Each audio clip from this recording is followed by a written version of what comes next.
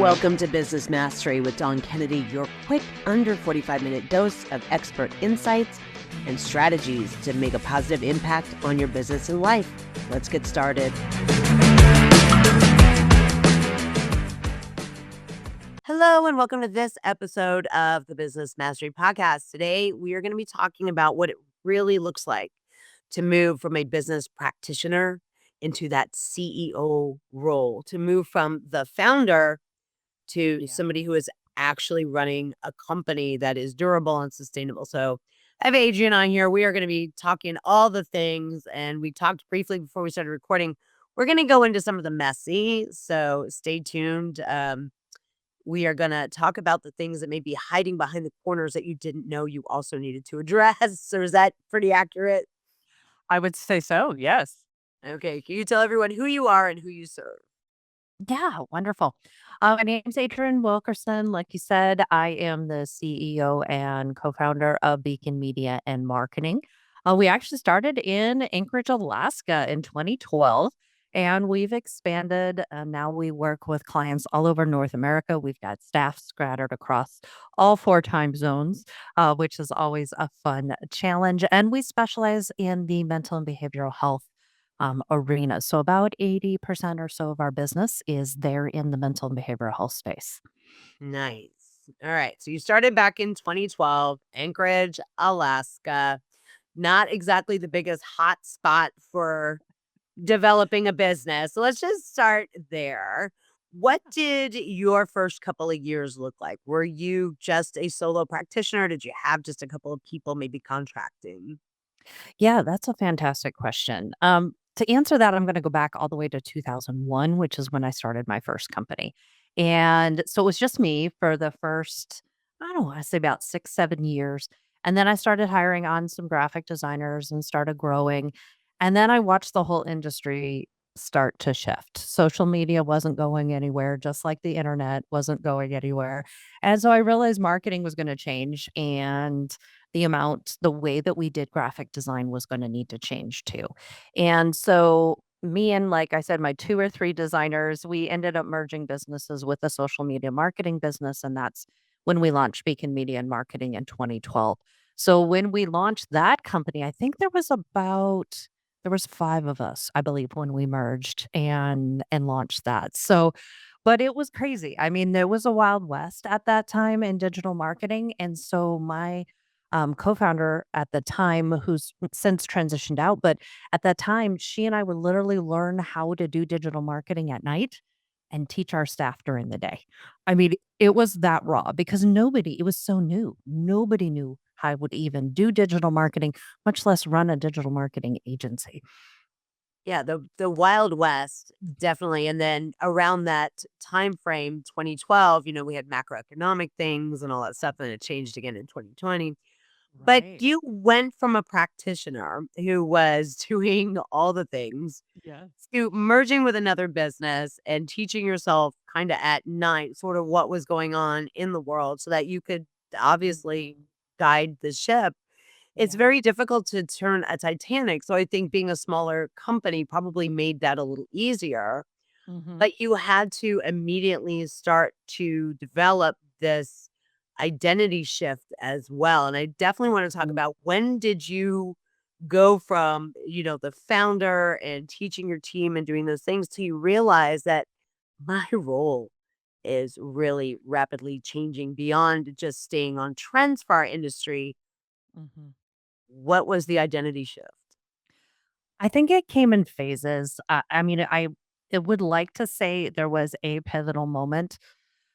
I don't think that's really accurate in hindsight looking back on things. I know there were definitely moments where I'm like, wow, I need to act more like a CEO and less like a founder.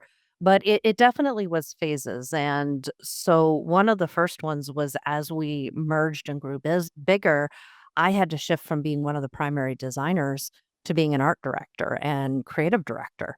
And that was really challenging to now. I mean, it used to be I'm like, "Well, I'll just inch this over till it looks right." And now I'm having to tell somebody, "No, inch it over more. No, no, do it a little bit more. No, no, too far." And so how do you then communicate what you do instinctively to somebody else?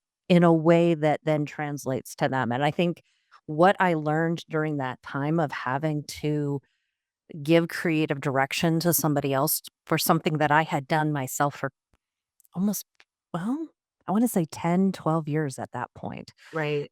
That was very challenging, and I feel very blessed. And one of my primary my lead designer at the time, she and I had been friends for a long time. I mean, we're talking I coached her in high school for volleyball. That's like, she went off to college, she came back to Alaska, and I'm like, "Oh, I have this graphic design business now," and she's like, "I'm looking for work." So, she and I had a very special rapport, and so I was able to really ask her questions and go, "Am I doing this well? Like, how can I communicate better? How can I describe to you what's in my head better?" And so that was very powerful to be able to go, "Look, I'm figuring this out day to day, and any feedback is good feedback." I mean, it could be the worst feedback ever, but that's good feedback. And it wasn't always easy to hear. Right. She actually had more education than I did. Most of my graphic design was self-taught. And so it was very interesting because she knew all the terminology. And I'm like, "I need more space between the letters." She's like, "You mean kerning?" And I'm like, "Yeah, yeah, that." Kind of a thing. So we had to get really pretty vulnerable with each other, especially me. I had to lead that of going, "I'm learning. I don't know exactly how to do this. Help me learn how to do this. Help me be better at leading you." And that trend, and having to be humble at that point and ask for help and admit what I didn't know and what I did, which there was way more I didn't know than I did. So that really set a good foundation for me in the different phases. And I would say those phases evolved in that there were other areas that came up. And a comical one was I used to do all the IT. I'm a creative, I'm a graphic designer, but I could figure out a Mac if I had to. And so we only had Macs in the office because that's what I could support. And there was a point where it's just like, wait, I have to make decisions on whether we're taking on new clients or pivoting to new industries, and I'm helping somebody reset their password. Like, is this really the best use of my time? And I think that question is a pivotal one that's really hard for founders to ask. We're so used to wearing every hat, all 10 of them or 30 of them or whatever, and we just get the job done. But at some point, I had to legitimately ask myself, is this helping the company or is this really hindering them because I should be making and spending my time doing higher level decisions and I'm over here helping somebody reset their password, which is an important thing and needs to happen, but should I be the one doing that? And that really led me to a lot of kind of deeper soul searching to like, why am I still hanging on to these things? Why am I not letting them go? And often it was a fear thing of trusting somebody else, bringing somebody else into the fold. Can somebody else do it as well as I could? I'm like, no, the answer is nobody's going to do it like I do it. But more than likely, if I hire the right person, they're going to do it better than I did. And that was a game changer for me.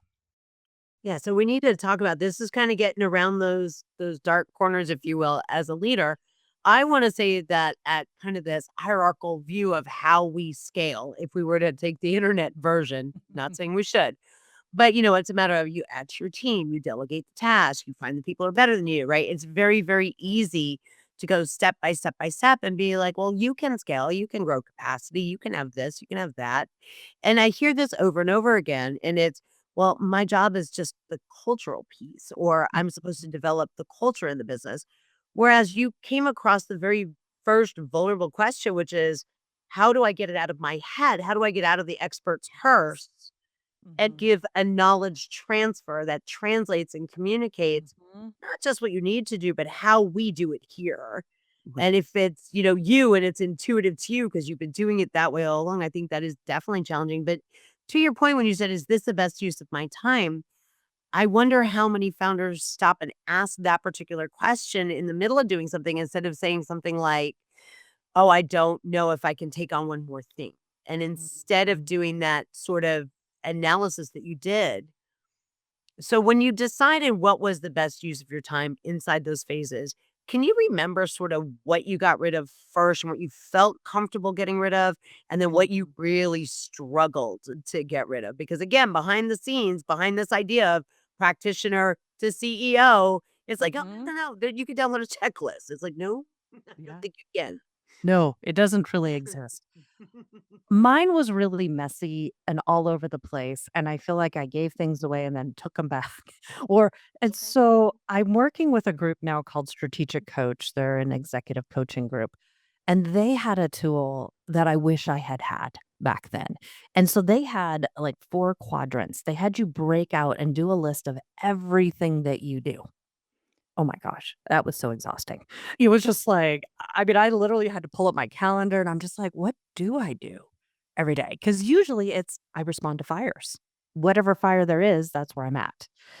And those tend to drown out everything else, it seems like. And so the first challenge was just to sit down and write everything out. And then they kind of broke it up into 4 quadrants. And one of them is like things I suck at.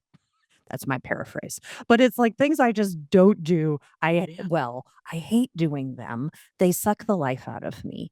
But I'm stuck doing them. And then there's things that you're okay at. You're not great, but you can function in them, you know. And then there's things that you're good at and everybody looks to you to do, but they don't bring you joy and they don't fulfill you. And then the fourth quadrant is the things that you do well that bring joy to you, that fulfill you, that fill you up, that energize you. And I had never looked at it quite like that. And what I found was there was a lot, especially in the I'm good at this, but it doesn't bring me joy category. And those were the hardest to give up because I was good at them and people always defaulted to me in those areas because I was good at 'em, but they didn't really fulfill me very well. And so the way that I kind of ended up working it is I took the bottom 2 boxes first. You know, what are the things that I do every day that I don't do well? They take me twice as much time as they should, and I just dread doing them. Like, these are the frogs they tell you to eat at the beginning of the day, right? That you're just like, "Ugh." So I'm like, "Which one of these do I just really hate doing?" And so then it was like, "Okay, who in my company can do this better than I can?" And sometimes I found I was kinda hanging out in somebody else's lane that I had hired to do a job that I was still doing just because I had always done it. You That know, was so it's gonna be my next question is, in that hierarchy of scaling and you hire people to take certain things and you supposed to give them over, I guess. Mhm, What was that resistance? Because yeah, typically you find that you're hanging on to things that is like, "No, no, no, this is so and so's lane." mhm. So, even though you were good at them, can you remember sort of why you were holding on to it?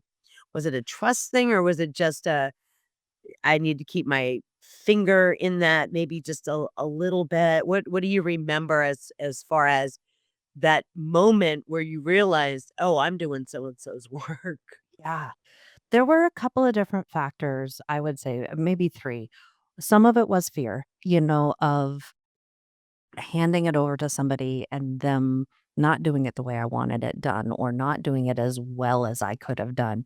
And so there was definitely concern and fear. So I would say that's a control issue, for me. It was just like I wanted to retain control of it for whatever reason, whether I thought I could do it better or what the case was, whatever the case was. So one of them was kind of the control thing. Another one was feeling like maybe I didn't understand it well enough to communicate it. So I would do it instinctively, but the idea of trying to sit down and teach somebody else or walk somebody else through it was so daunting. I'm like, I'm just going to keep doing it. And the third one was just habit. There were some on there that I didn't even think about. I had just done for 10 to 13 years, so I just kept doing it. And of course, when we're doing that as the boss, as the owner, the staff aren't gonna come in and take that away. They're usually like, "Oh, no, no, boss has got it." So they weren't even calling me out on it because it was just like, "Well, she's just always done it." And I think that was the biggest one for me, was not realizing how much I was still doing just because I always had, And I never really thought and sat down and broke it out like that. And so that was super helpful to go, yeah, why am I holding on to this?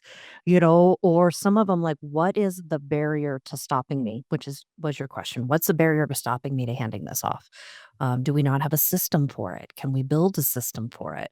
Can I have somebody shadow me so they can learn how I do it?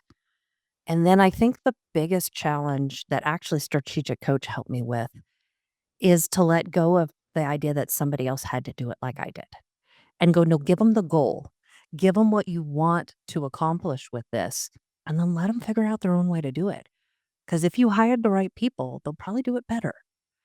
But it's probably not going to look like you thought it was going to look. And that was scary. That was the scary part of like, oh, you like somebody else. And it's true. There's been times that, I've handed something off and they're like, to me, they're doing it the long way around, or they're doing it some way that I'm just like, "What are you doing?" And they're like, "Oh, but look what I did." It's like, "Well, that's brilliant. I never even thought to do it that way, and I've been doing it the other way for 10 years." So, as I trusted some people with some smaller ones and saw success, then it became easier to do it with more.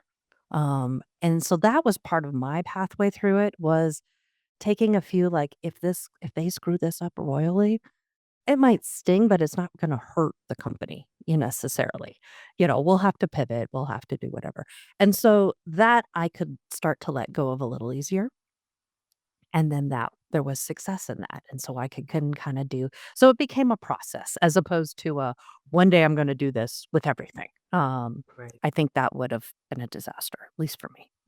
Right. So let's get into some of that inward facing stuff about the fear of not doing it like you. We all, business owners who are listening out here, we all have some level of control freak, or we wouldn't have had the courage to start the business because we have the optimism bias and it's going to work and we'll figure it out. That is just Mhm. naturally, I think, things that we see, um, in business that, but here's the question. At what point were you able to step back and realize that handing things off and letting them maybe figuring out the best way to do it or their way of doing it wasn't going to, I guess, affect your culture in the business, right? The culture Mm. that you were building in the business, how you wanted to see things happen, how the end result was supposed to look, why people worked with you, your brand, all of the things that we build inside a business. And yet giving off this part that says you get to figure out kind of how most efficient, most effective, I've hired you to do this. How did that affect the culture, the client retention, the employee retention, and all the things when you were willing to do that? That one, I mean, it's been an amazing journey on that one. It definitely, again, was not a light switch or a specific pivot. It was a process with lots of trial and error. And I would say one of the biggest pieces in hindsight that I look back on is when it worked with people that were the right hires. Okay. And it's not like the right hires did it perfect every time, but we got there. There was back and forth, there was conversation, there was, in them owning it and bouncing it off of our company values. And how do I do it in a way that achieves our company values? Because they came here because they were attracted to the values and they wanted to work at a company like that. And so when I did a good job hiring, I could see a lot more success. And then there were people that, maybe we had hired because we were desperate. We needed somebody. They weren't maybe our best pick, but they were the best of who we had available at the time. And some of those weren't the best hires. And I own that. And so anytime stuff went to people that maybe weren't the best fit for our company culture wise anyway, it it kinda multiplied, and honestly, it brought that kinda stuff to the surface really fast. Right. And sometimes it really resulted in us having to part ways with somebody maybe faster than we would have because I'm going, "Well, why in the world did you do it this way? Like, this seems totally contrary to da da da da da," and they'd explain their process, and I'm going, "Yeah, that doesn't match up with our values at all." We had one gentleman, brilliant man, but the ends justified the means, and he would cut corners Yeah. that were in our industry, especially working with mental and behavioral health. They went into a gray area we weren't comfortable with. And he's like, "Yeah, but I accomplished what you wanted. I hit the goal." I'm going, "Yeah, but the way you got there is not okay. That doesn't align with our values." That's creating a culture that we weren't comfortable with. And so we went through some coaching with him and this and that, and it really came down to we have a difference in values. And so we parted ways with him. And I mean, everything was ethical. Nothing was, but it just there's so much gray in marketing, honestly. Right. And he was very comfortable with that gray, which I'm not. And so it I think it opened up and revealed some gaps in our values where maybe we hadn't articulated them well enough, or we had a value, but we hadn't really called that out or hadn't integrated that into the culture. And so it did really highlight that. But I would say, if nothing else, it came down to a values thing. If we had alignment on values with somebody, we could always get there. It didn't mean it wasn't a messy journey, but we could get there. When we didn't have alignment with values, it showed very, very quickly. Right. Right. So going back to the alignment piece and what you're doing and not just the values, you said something very important, and that was, I own that. When people own that, when Mhm, people own, like, they own the process or they own the mhm, different things. As a practitioner who owned everything and then had to learn to own these higher level decisions, even, and it's hard, right? Somebody messes up and you're like, yeah, they maybe weren't ready for that. Or, oh, yeah, I don't know why, I didn't catch that or whatever. And you own the delegation. What was that transition like for you, going from some contractors and things to a merger to now mhm. owning decisions for multiple people as you're going through? Because you do stub your toe when you own stuff Oh, all this. 100%. Like, Yeah. the open mind and the ownership is key. So just kind of Mm, describe for us, what was that transition like to just owning your work to owning everybody's work? Because I think that is a key shift mhm. from practitioner to CEO.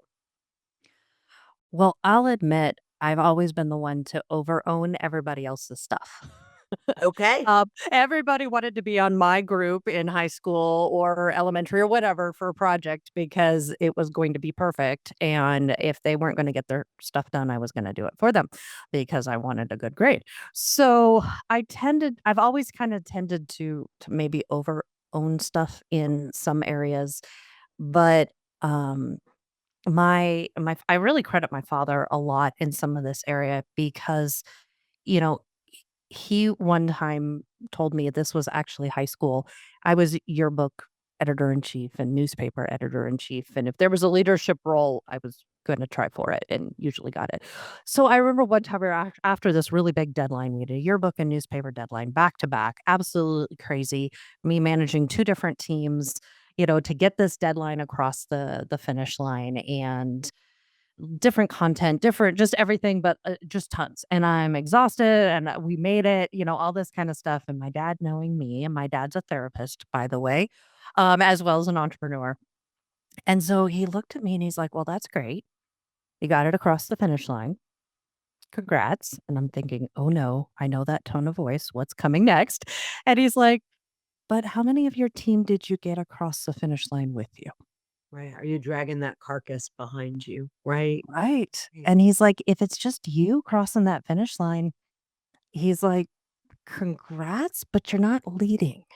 You're just soloing it. You're doing it yourself." And that was I mean, I had tons of excuses that came to mind instantly, and, it was one of those like, "Oh, crap." And that really was a big mindset shift for me then, and so by the time I got into business, there was definitely this idea of, if I'm going to delegate something, I have to make sure they know what the goal is, make sure they have the tools to accomplish it, or and they have the knowledge to be able to do it, or the resources to learn how to do it. And I can't expect them to execute stuff if I'm not providing all 3 of those things. Right. And so asking those questions of people, is there anything else that I can help you do? Is there anything else you need to accomplish this? Do you feel like is there another tool? Is there another person? Are there any skills you feel like you might have to learn to do this? Can we provide the resources to do that? And the team member feeling supported, that they weren't just tossed something and then abandoned and then held accountable later. That was a really Those were some very transformational conversations, I would say. Where the person's going for usually at first they're just like, "Oh no, we're good." And then like a week later you're checking in and they're like, "Well, I haven't done this and I can't do this and I can't do that." I'm like, "Well, why not?" They're like, "Well, I don't have this and I don't have that and I don't have that." It's like, "Okay, well, was when did you figure that you needed those things?" And they're like, "Well, I was researching this and that resulted in this." I'm like, "Okay, well then let's get you those resources." Right. Versus the conversation of, "Well, I can't do it." Right. Yeah, Yeah. that owner that over ownership, sounds Mhm. like you needed to be brought back a little bit into letting people kind of own their stuff, if you Mhm. will, and articulate what they needed support with. Um, so let's talk about the mindset shift though that is required, which is to have this more open minded view of not just how things maybe can be done or who maybe should be doing them, but in that logical progression as you're growing, as you're doing your team, being open to the feedback, which you touched on a little bit earlier on. Now, at the size that your company is now, has it evolved more? How does your mindset look like now for receiving the feedback and receiving those things as you've continued developing and growing? And do you relate differently now? Mhm. Levels? Yeah, there's definitely a whole different dynamic now than there was even 5, 6 years ago. So I've heard a lot of business people say, there's a tipping point around 10 to 15 people where you have to start implementing more infrastructure. I think we made it closer to 17 or 20 before we do a lot of that Okay, stuff. good. Um, but I'm not sure we did it well, but we did. The point is we hit that point and it was really difficult to go from a flat organization to having tiers. I was so used to interacting with everybody in the company, knowing everybody in the company, knowing their kids' names, their parents, their families and their anniversaries. And just we were a very collaborative company. We still are, but it was different. It was kind of this all hands on deck all the time, scrappy startup. We're all pulling together and I'm in the trenches right alongside everybody cheerleading and running back and forth and, making whatever needed to happen, I would make it happen. To now I have a team that I interact with and they interact with the team below them.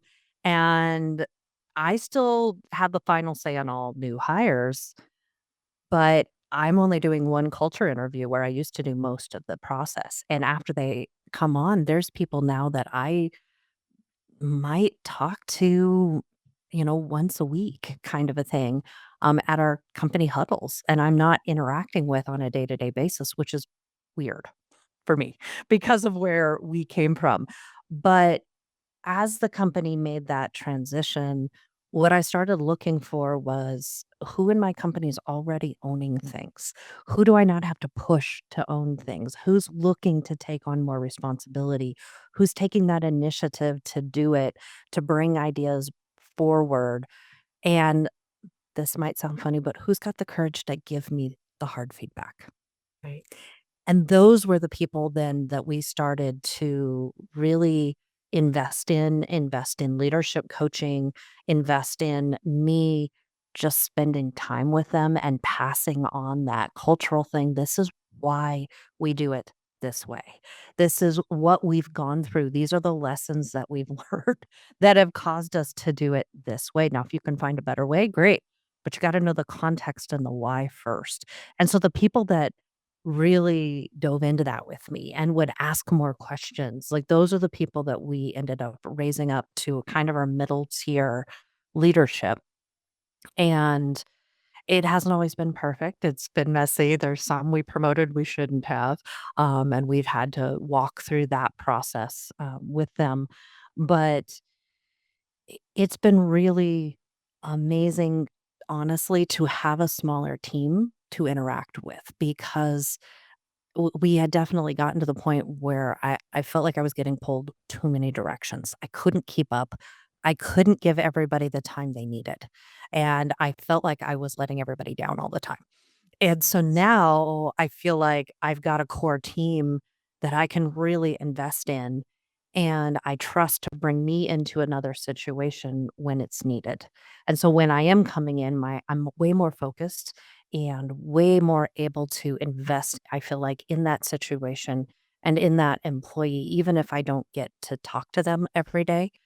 And it's a different authority when I interact with them now than it was before. Because before it was very much of like, all the link arms, we're all gonna do this together. And now when I come in, it's oftentimes, okay, this is the owner, the founder coming in to share, insight into a situation, or unfortunately, sometimes to come in and be the heavy and the disciplinarian. Um, and so that dynamic has really changed, but the part that's most rewarding for me is in doing that, I feel like I'm so much more present and so much more able to give quality feedback and to take quality feedback because I'm not so scattered across way too many fronts, if you will. Right. So, next question, if you have done this, when you were building that tier, that middle tier, whichever, did you Mhm. have to hire outside directors or outside account managers or outside people that were not raised inside your company? And when you did, how did you navigate that? Because we do know that a lot of early employees sometimes can feel a little, I would say, disjointed from their original position when they're no longer in your ear all day or all the time. They might feel a little bit like, hey, wait, something changed, something happened around us. So, how have you navigated that as well? Because, of course, our early key employees, the job might be the same, but it's like, it's not the same anymore. Mhm. Yeah. Partially, we haven't probably had that as much as some companies because turnover is so horrific in our industry. If we can keep somebody a year, we're, the 1% in our industry because people transition out so much. So that's a whole nother topic of conversation of how do you keep the culture when you've got that level of employee churn. But we do have, I would say, my top 3 leaders. One of them's my COO now, and she started off as an account coordinator 7 years ago, and she's moved up the ranks, and so we've had lots of these evolution of her job role, which is kind of what you were talking about, and so there's been a lot of coaching, kind of one-on-one with her, regular meetings where she's able to process through, Okay, my job's shifting, I'm taking on more responsibility, I'm good with this part. How do I do this part? Or how do you want this part done? And so a lot of it was just kind of in the moment processing what that looked like. And every time there was a new evolution of the position, I would say, depending on how much of a step up it was or sideways step, because sometimes it's a lateral movement as much as it is, stepping up to a heavier duty position. But sometimes it was 3 months, sometimes it was a year of kinda coaching in the moment as things came up and really asking the question, "Well, what do you think you should do here? What's your gut saying? What is your instinct saying?" Like, you've been on the inside of this company for a long time. What does your instinct say? And affirming that or maybe tweaking that a little bit or asking more questions, but there's definitely a challenging balance depending on the situation as to how much you ask questions and how much you impart experience and knowledge. And so I think with every one of the employees, there was a point where I realized I was kind of stifling them where I was still providing a lot of knowledge when I should have been asking questions. And it kind of depended on the person as to how I kind of figured that out. And sometimes I literally had to ask them, how am I doing? What can I do better? And they're like, You need to step out of the way." And it's like, "Oh, oh, right. Okay. We've hit that point." And I didn't always pick up on it. Sometimes they were the first ones to pick up on it. But because we had been working so closely together leading up to that, there was enough of a rapport that they could say that to me Right. and me go, "Okay, so where do I need to step out first? Like, where are you feeling I'm the most in the way or your biggest bottleneck?" And so that led to other conversations of, okay, well, I can step out here, let me know if you need me to step back in and then kind of check it in like, how's that piece going? Is it working? Is it mostly working? And coaching them through the mistakes because we've really tried to create a culture where mistakes are not just honored, but encouraged. And so there's a saying I do a lot in my company, like the mistake is not the problem, not learning from from the mistake is the problem. And so if you keep repeating the same mistake, you're not learning something. But if you're not making mistakes, it means you're not pushing and you're not growing. So there's that kind of interesting balance there between you should be making mistakes. But if it's the same mistake over and over again, then something's wrong. Like, then I need to come back in and help you figure out why we're not growing through these mistakes and we're not learning from them. So, it's definitely a unique journey, I would say, with almost each individual is going to be a little bit different in how you interact with them, how you coach them, how you bring them up, and at what point you're comfortable asking that question, "Where am I in your way?" Right. So, if you can remember the first time you actually not am I in your way, but the first time you actually asked for legitimate, not maybe client facing stuff, but inside the business stuff, and you saying, "What are you seeing? What's going on?" How did that feel for you to be able to have that conversation? And that is a huge step in development, right? From that practitioner piece is when you can actually go out and say, I need an Mhm. outside perspective from somebody in the company about how the business itself is going. Cause I think it's very easy. Again, for listeners, it's very easy to take the checklist and you can ask about someone's role or you can ask about, how things are working with this client or this customer or that product. But when you actually start to have to step back and go, I don't think I have all the answers anymore about where the vision's going. I don't know Mm, if I have all of the variables figured out so that 100% of these decisions still have to be mine. What was yeah. that like? And when do you remember doing that? Um, it was very weird and very scary to realize that I didn't know everything going on in my company anymore, and I didn't even know how to do every job in my company because that was the way it is for most of us founders, is we've probably done every job in the company at some point or another. Um, I think the first one that was really impactful with was actually our bookkeeper. I used to do all the books for our company, and then at one point, we started contracting that out, and we made some very disastrous decisions around bookkeepers. Nobody embezzled, it was nothing illegal, it was just a certain level of incompetence that I didn't even know how to screen for. Right. And it was one of 3 things. It wasn't the only thing, but it was one of 3 things that led us right to the brink of bankruptcy in 2020, 2015. We realized where we were at, and we had to make some very, very serious decisions, and we actually shrank the company quite a bit, so that we didn't have to declare bankruptcy and then had to dig ourselves back out. I give that as context for when we finally decided. So I took over all the books again, started doing it all.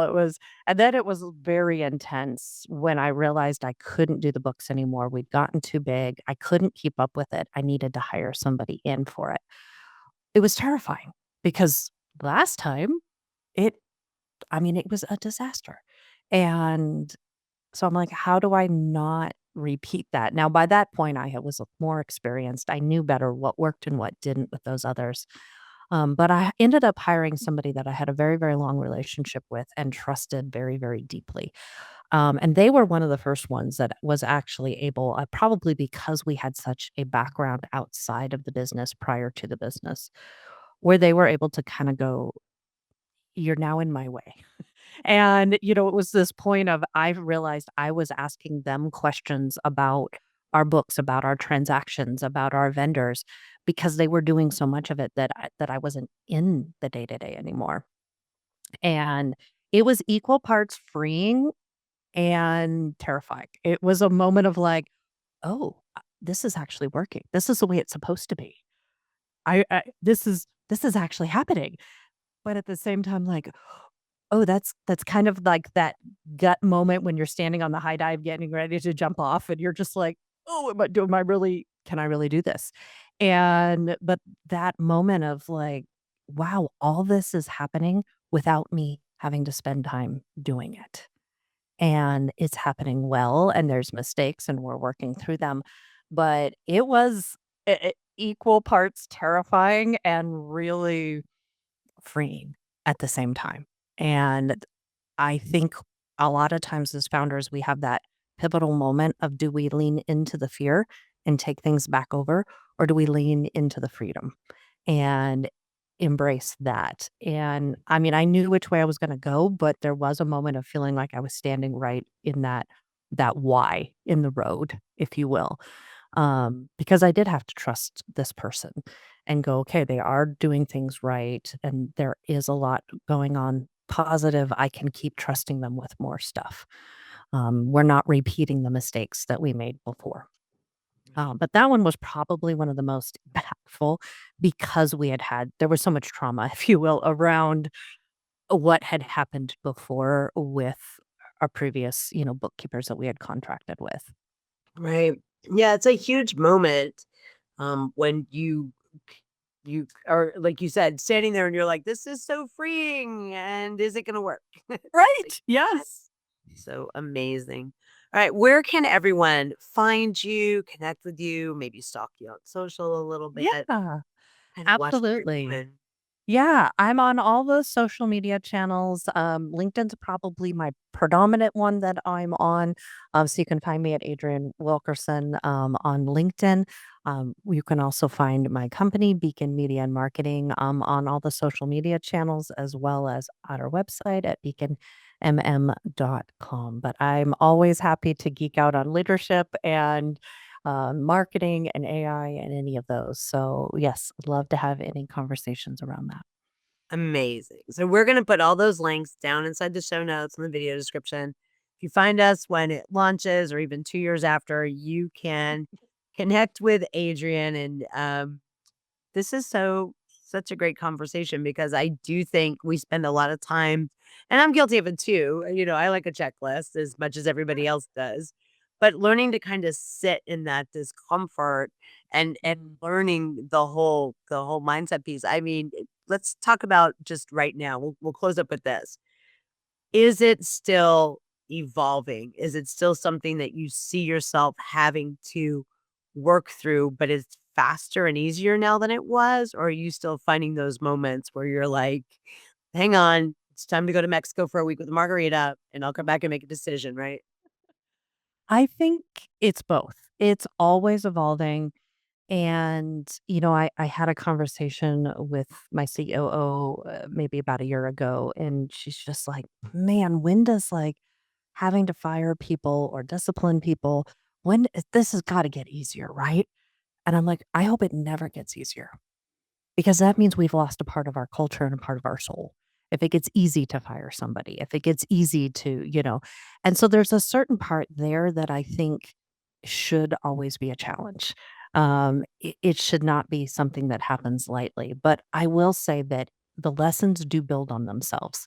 And so even if you're encountering a new situation, a new level of evolution into yourself as a business owner or in your business itself, those lessons that you've learned along the way, they do put you in a better position to cope with and to navigate through the new challenges because there's always pieces that you can bring in and learn from what happened before. I mean, even my dad talking to me about, a yearbook deadline, like that was so small back in high school. And yet that's a lesson that has helped me through ever evolving challenges in the business. And so I do think we are a sum of all of those things together. And yes, I will say the problems do seem to get resolved faster, even though they're more complex, or at least there's a lot more confidence in navigating those now than there was, even 6 months or a year ago.